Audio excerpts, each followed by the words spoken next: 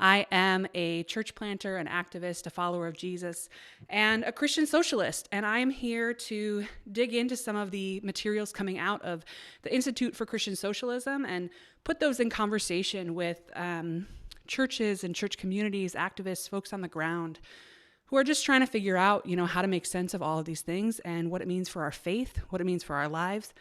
I'm joined again by Jeremy Posadas. Thank you so much for being here again. We are here to talk about part 2 in your series, The Invisible Feet of the Market, How Capitalism Works, is this kind of focus for today. So thank you so much again for writing this. I'm really excited to introduce this into some of my community spaces. Can you give us a little sense of what this part 2 is about and what folks can pull away from it? Yeah. It's such a joy to be with you again, Jonah, and I'm excited for everybody who's been listening into the first episode of this show and with us today too. The series overall, again, each installment, the goal is to look at a different aspect of how capitalism operates in our daily lives and governs our daily lives. But this one's a little different because I thought it was important early on to clarify, what do I mean when I'm talking about capitalism? And one of the shifts that I really wanted to push is normally we think about capitalism just in terms of goods and services and buying and selling, right? So supply and demand, consumer demand, all these things. So capitalism is us going to the store and buying what we need and the kind of services we use in our lives. And I wanted to really push beyond that because capitalism encompasses a lot more than that. And a focus on defining capitalism only in terms of the buying and selling of goods and services really doesn't show us how capitalism impacts every part of our life. Yeah. Yeah. I mean, I think I hear people talk about capitalism increasingly in a way that's kind of exciting because I think that it's the idea of capitalism is entering into mainstream conversation in a way that it hasn't necessarily before. But there is still this kind of sense that capitalism is, I think people talk about capitalism as it relates to profit, but it is still very market focused. And I was really intrigued by your piece talking about how it's more than just any kind of market-based system, even though it pretends to be this very neutral, this is just how, the stock market works. And this is how, your corner grocery store works. It actually, your piece really lays out how it is, you call it a comprehensive social order for organizing survival. And the scale of that is just so much greater. Mm-hmm. Can you tell us a little bit about that? Like what, survival in particular is it's a strong word, right? So Mm-hmm. how does capitalism have this kind of comprehensive agenda for how to organize our survival? Absolutely. Yeah, for sure. And part of why it was important for me to name that, you're exactly right, that it's a comprehensive social system or social order is because markets have existed for a long time. Long before anything we would call capitalism, human beings have been bringing things to markets to sell to each other and buy from each other. And before that, barter economies. And so if capitalism is only about the market, well, then isn't capitalism just everything? And it's not. Capitalism begins at a certain point in time, and we have to name its beginning so that we can look towards its end eventually. And so instead, what we need to frame is how the market dynamic becomes part of a broader system that is about determining how all of us will survive. And essentially what I say in the piece, this second installment, is capitalism is about a society, a complete way of ordering society where most people will only survive by being part of a system that generates endless accumulation of wealth that's owned by a tiny sliver of humankind. So it's about most people survive by generating or supporting the generation of endless wealth that a very small number of people survive on. And then one thing too, the survival metaphors or the survival idea is really important to me because it links with the ecological, the environmental part. Because of course, as you know, human survival is only possible as part of and in connection with the total natural world that we're part of. And so capitalism doesn't just organize how humans survive, but it also organizes how the rest of the environment will flourish or not flourish. And so one of the ways that I think of it, or one of the ways I like to express it, is that capitalism makes the planetary web of life subordinated to the human web of care. Wow. So the planetary web of life has to serve the human web of care in a way that's a zero-sum way often. And Mm. both of those are made to support the endless accumulation of wealth. That's what makes it capitalism, Mm-hmm. right? The planetary web of life subordinated to the human web of care, and then both of those made to serve endless accumulation of wealth, right? Yeah, and that's so interesting because for proponents of capitalism, there's there's almost a worship of the market. Mm-hmm. There's this kind of like sacred um, approach to the market which must not be touched, that when you go to the actual natural world just completely goes out the window. There are all these narratives of the natural world that needs to be tamed and controlled and coerced and extracted from, and all of that reverence that actually many cultures around the world have held traditionally for creation itself gets diverted to this so-called natural market, which doesn't seem very natural at all, and in fact is intervened on all the time. But we are supposed to treat it with this kind of reverence Mm-hmm. Mm-hmm. that really bums me out. Where Well, does and that it's come from? yeah, it's actually one of the central myths of capitalism, right? That the natural, the environment, right? Capitalist economists treat it as an externality, right? It's literally Mm, something outside, and what's treated as the wow. given, the necessary thing, is the market, as you're pointing out. And part of the absurdity of it is that nothing about capitalism is necessary for humans to survive. We Yeah. literally would be fine, can be fine surviving without capitalism. What is necessary is a holistic relationship with the total environment. We cannot survive if we don't have a holistic relationship with the ecological systems that literally give us our breath and give us our bodies, and to which our bodies will return, which of course has deep resonance with Christian and Jewish traditions, thinking about creation and the role of creation. So capitalism is constantly needing to convince us again and again of this myth that the market is self-existing and always Mm, there, and everything else, including both nature and our relationships of care for one another, are the things that somehow have to be tweaked and controlled. Well, in fact, our relationship with Earth and our relationships of care for one another, that's all that's necessary. yeah. Everything else beyond that are choices we make whether to honor those essential relationships or not. And this culture, this narrative that's built creates an air of inevitability about capitalism. Yes. I feel that so hard when I think about all of the social media battles we see people get into, where there's a very quick dismissal of like, well, you show me a system that works or whatever. But in fact, what you're arguing is that as a system for organizing survival, capitalism doesn't work and is a very short-term strategy, that's going to quite literally, burn us up over time. Mm-hmm. Absolutely. Yeah. Absolutely. Yikes. Yeah.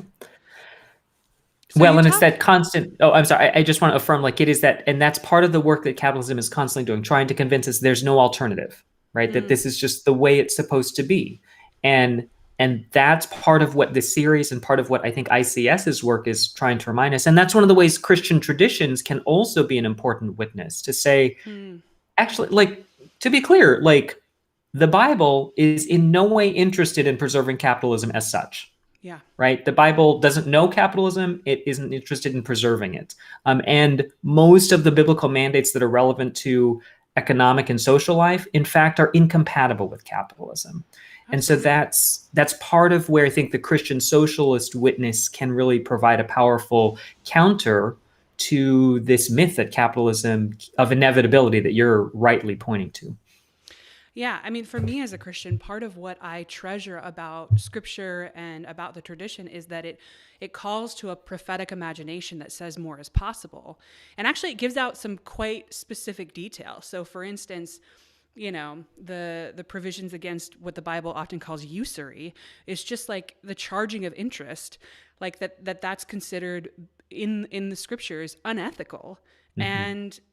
and capitalism would collapse immediately without that particular form of exploitation at the core of it. Mhm. And so I think that, the idea that capitalism presents itself as all of this freedom, while in fact really eroding not only the freedoms that we have, but even our sense of possibility, especially as Christians or people of faith, is really damning.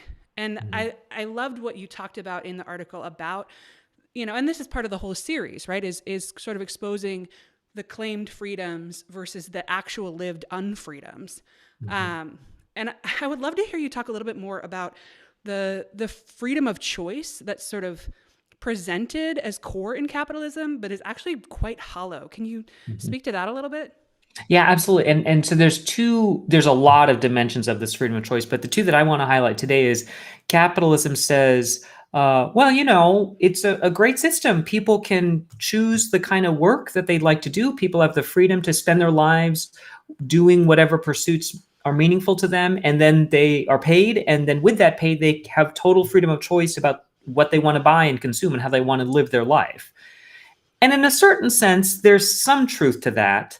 But what is often forgotten is most people have very little choice about what they do, what they can do in order to make enough to survive because of the ways capitalism is constantly pushing wages as low as possible to Hmm. keep most people, working class people especially, but most people beyond even beyond working class people, right on the edge of economic security always, right? And also constantly making people they need to strive for more, more, more, which means people are always right at the edge of what they think they're supposed to be consuming. And so, no one has the option to simply not work as much as possible to make enough to make ends meet, right? Right. I mean, concretely, what this means is, families that have a new child, for example, have terrible choices often to make about how they will make sure to have appropriate childcare and support, but also make enough to afford food and diapers and utilities, right? Yeah. Or as many people I'm sure listening to this know, like people continue to have to make terrible choices about how they maintain their health insurance and what kind of working conditions they will accept so that they can hold on to their health insurance. Well, if you're staying in an abusive workplace because you're afraid to lose your health insurance, you have no freedom of choice. But capitalism would have us believe, no, you can always leave that job and find another job, but that's not realistically how it works. And so the language of freedom is regularly, persistently used by capitalists to convince us this system is good for us. Hmm. And in fact, it only works if most of us have relatively little freedom of choice so that we keep doing things that are damaging to us, to our relationships, and to the earth, really. Yeah. Yeah. I mean, I think about even the basic premise of what you began with, right? That capitalism theoretically promises to support a humanity that can make choices about how we make a living, and that we get the freedom to choose what we do in order to survive.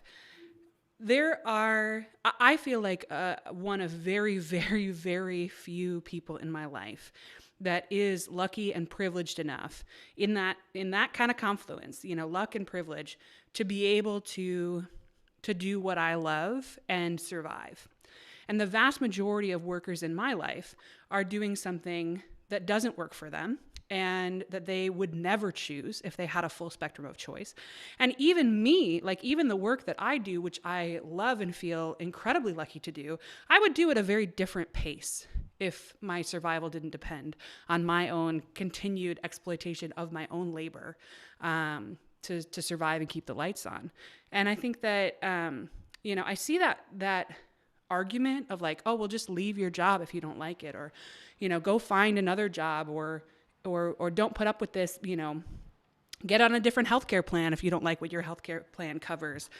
Those are things that not only does everybody basically recognize as untrue, but also it's things that we continue to say to one another. Getting back to social media, like that's all over the place again. And I think that even like using your dollars to make a point or whatever, this idea that we can influence the world by our buying choices, there's a lot of really clear limitation to that, and yet we cling to it because it feels like all we have is this myth that's like really really see through, and yet that's what we hang on, that we hold so tightly to these myths of capitalism when they're not even really that they're not that strong of cases. You know, you can pull them apart pretty quickly. Why do you think it is that we hold on to them? Well, part of why we hold on is because capitalism is how we get our paychecks. And so, because it impacts just our, I'm sorry, because it shapes how we just literally on a day to day basis survive, it's hard to question the things upon which your very survival depends, right? Mm, So, in a later piece, I'll talk in some other scholarly writings I've done, I've looked at why our society is so, the assumption is always, well, the only way we can organize our society is that people need to work jobs to make money to afford basic necessities, right? And this is where the debates over universal basic income, or as I like to call it, unconditional livable income, right, come into play, right? That is to say, we could decide to be a society that says everybody will receive an equal share of the basic necessities for free, unconditionally. We could decide that, mm-hmm, right? We could just decide that's the kind of society we want to be. And frankly, I think there's much stronger biblical mandate for that than the capitalist mm, society we have. But that pushes against the sense of no, people should have to work to be mm, able to survive, right? Or that's just the way it is. And why is that? Because that's all we've ever known. Everyone living today in the US, for example, or, well, except for those who can live off their investment portfolios, has lived with the sense of, well, if I don't work, I won't eat. That's a choice. And part mm. of what we have to help people understand is we choose again and again to be a society where you will only survive if you are making money for a large corporation or in some way connected to large corporations making profit well more than they need. We can choose to be a society where everybody will have equal access to the basics for survival. And that's really the question of capitalism and socialism. Do we believe everybody should have an equal shot at surviving and finding ways to flourish? And so now we're not only at the question of survival, but then that's really what's at stake in terms of equality as well, right? Mm. Do we believe everybody should have an equal chance to flourish alongside each other? That's not only about ending discrimination, it's also about how we distribute our collective resources, right? There is no equality without everybody having equal basic access to what we need to survive. And it seems like to justify all of those failures within capitalism, there are these narratives of moralizing Mm-hmm, that mm-hmm, say like, oh well, you know, there's moral value attached to labor and to work, and if you're not working, that's a moral failure. Um, and I think that that's I think that those currents in our world, it's almost designed to replace actual systems of moral worth and value that are inherent in our faith. That our faith teaches us that all, you know, Christian faith anyway teaches that all have the image and likeness of God, and that all are inherently worthy and sacred. And capitalism really comes in to undermine that, because if we were to hold that truth, then we wouldn't have our well-being, our survival dependent on work. But because capitalism requires that we have this like urge towards work, and that we become accustomed to people who are not working or laboring in that way, just suffering and being worthless because they are worthless to the market. We have to then have narratives of morals that denigrate people, and that really stands directly in contrast to a Christian faith. And so I think mm-hmm, that, you know, I'm really excited for people to start interacting with this piece, because I think that once we really break down what capitalism claims about itself versus what we observe to be true, then we can start actually putting it in conversation with our faith to say, hey, where do these things really not line up? So I'm very excited about this, and this piece is already out through the bias. We'll have a link in the description here, but you can check out Jeremy's piece number 2. And this is a long series. Jeremy, what's kind of coming up for us in the future with your series? So yeah, the next installment, which will be coming out in April, is one more piece that looks at the overall picture And it's going to dive into some of the very stuff we've been talking about today. So we're going to talk about the relationship between work and wealth and how capitalism requires most of us to work to survive so that a few can survive off wealth. And we're going to think about that relationship. And then we're going to dive for the rest of the spring and the summer. We're going to be diving into things like how capitalism exploits care, particularly unpaid care that people provide, how capitalism exploits the environment further, and then also think about colonial structures and how different countries and different regions of the world are put in a subordinate position to again maximize wealth, particularly in wealthy global northern countries. So those are some of the things we'll be covering in coming months. I'm so excited. I'm so excited. Well, thank you, Jeremy, so much for being with me today. And I know that you've already agreed to come back to talk about some of these future pieces as they come out. So I'm really grateful. And thanks to everybody who is live with us today or listening to the podcast. If you want to make sure to get these alerts and know when we're live, make sure to like and subscribe the Institute of Christian Socialism on Facebook, Instagram. You can follow the podcast wherever you listen to podcasts. So thanks all. Have a great day, and we'll be back with you next week.